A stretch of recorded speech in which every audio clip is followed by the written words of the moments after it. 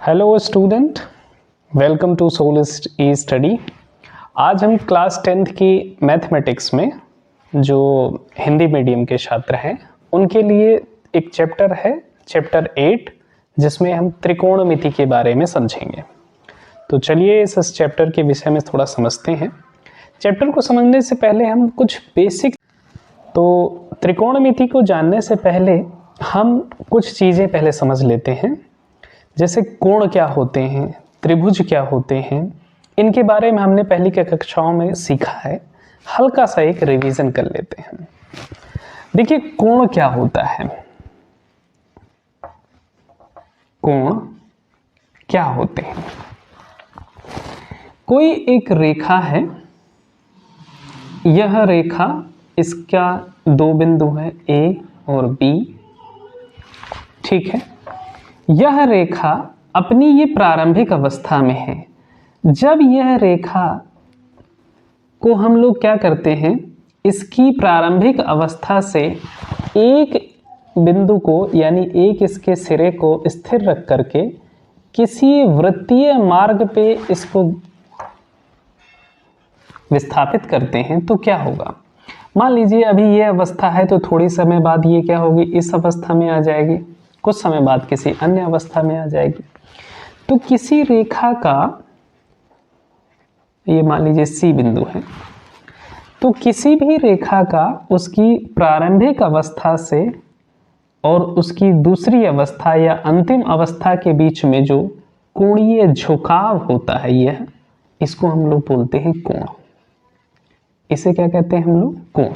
यानी यह रेखा और ये इसकी अंतिम अवस्था है, ये प्रारंभिक अवस्था है, तो इनके बीच में ये जो झुकाव होता है इसे हम कोण कहते हैं, ठीक है।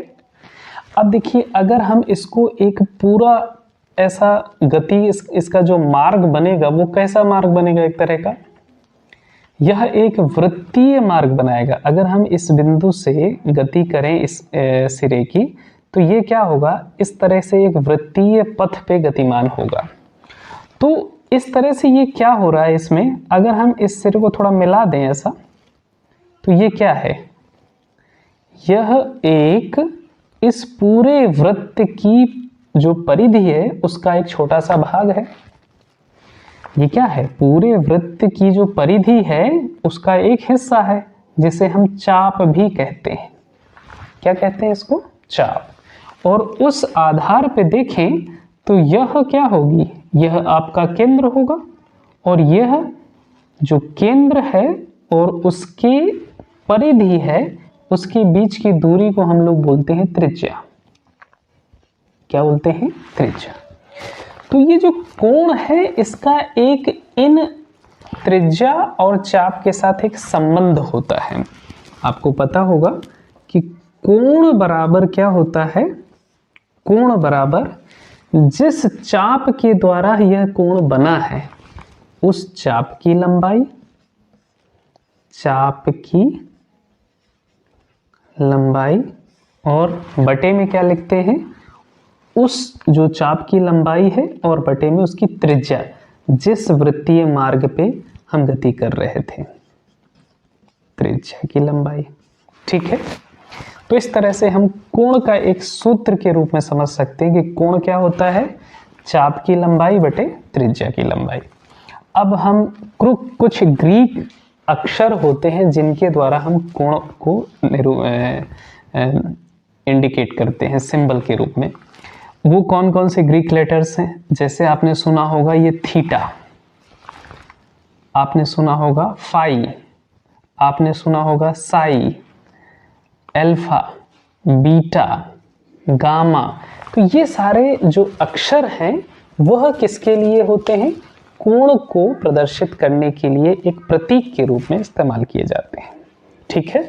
चलिए, तो हम इस तरह से इसको अगर हम कहें कि चाप की लंबाई L है और त्रिज्या कितनी है, R है, तो इस आधार पे कोण क्या होगा, कोण थीटा बराबर हो जाएगा चाप की लंबाई L और त्रिज्या क्या है, R, तो L/R,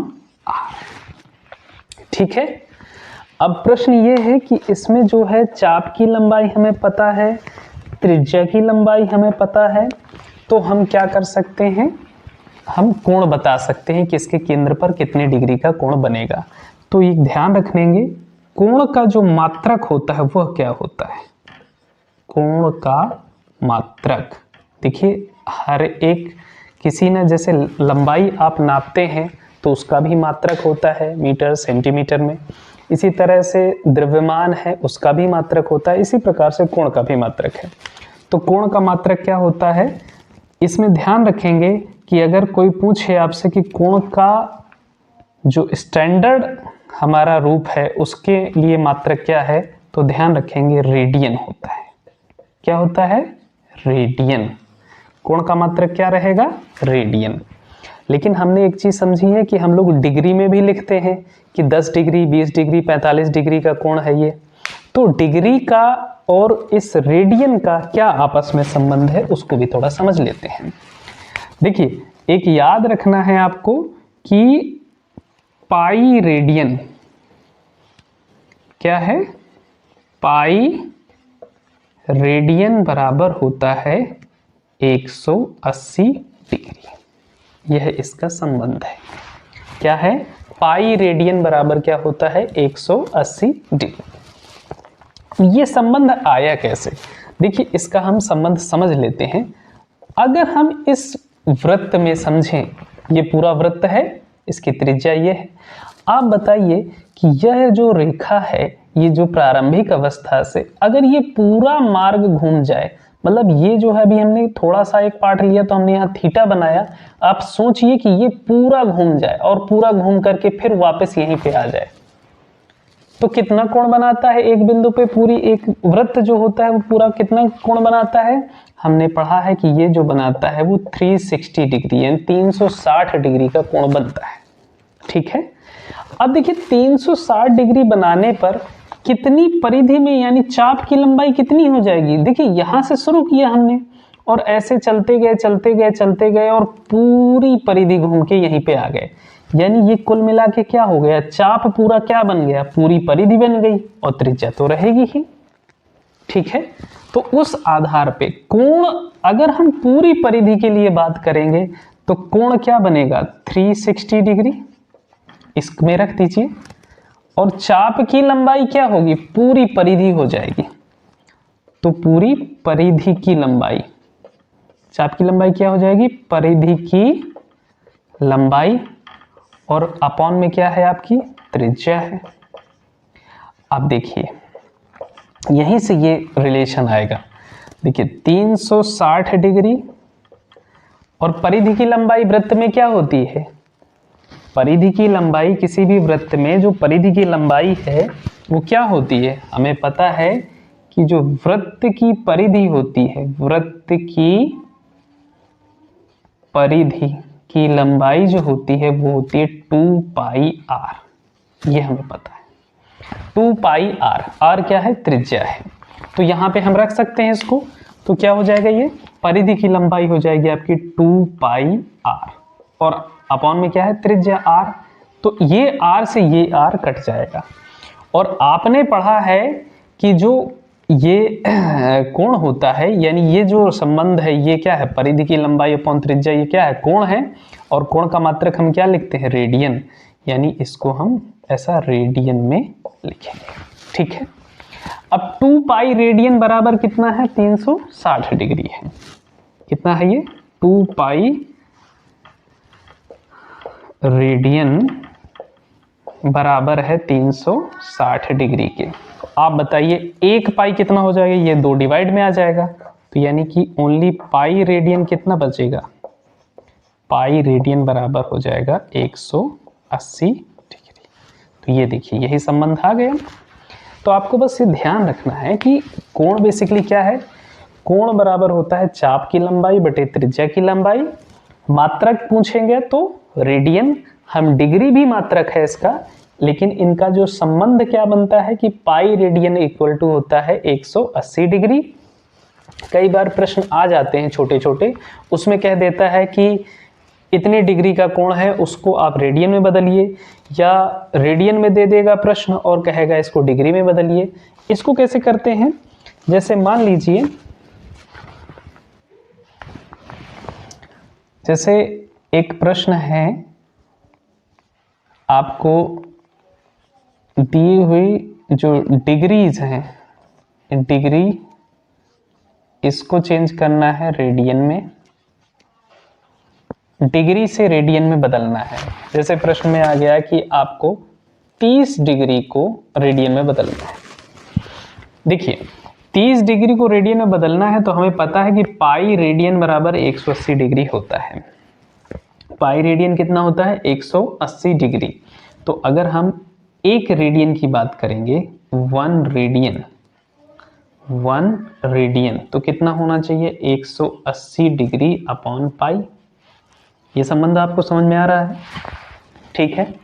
और इसका अगर रिवर्स कर दें यानी उल्टा कर दें इसी में, कि अगर हमें डिग्री को इक्वल में रखना हो कि 1 डिग्री बराबर कितना होगा, तो ये अपॉन में आ जाएगा, यानी पाई अपॉन 180 रेडियन हो जाएगा।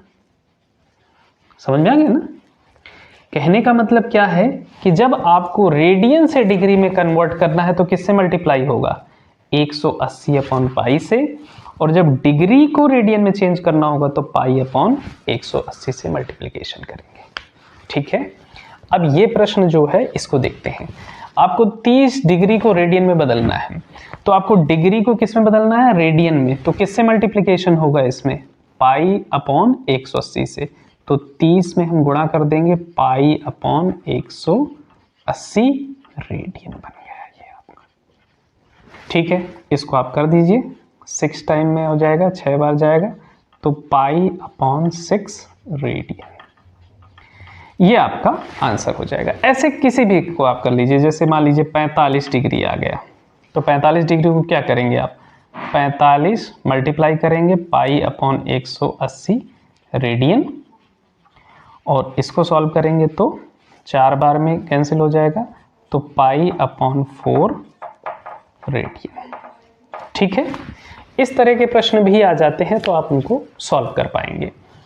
एक और इसका रिवर्स कर लेते हैं थोड़ा सा, रेडियन टू डिग्री। अगर ऐसा आता है कि रेडियन में दिया है प्रश्न और आपसे कहा गया कि इसको डिग्री में चेंज कीजिए, कि प्रश्न में आया कि पाई अपॉन 2 रेडियन को आप डिग्री में बदलें। ठीक है, तो क्या करना है हमें? रेडियन के लिए क्या बताया आपको? 180 अपॉन पाई से मल्टीप्लिकेशन होगा। ठीक है, तो हम क्या करेंगे इसमें? पाई अपॉन 2 और मल्टीप्लाई करेंगे 180 अपॉन पाई।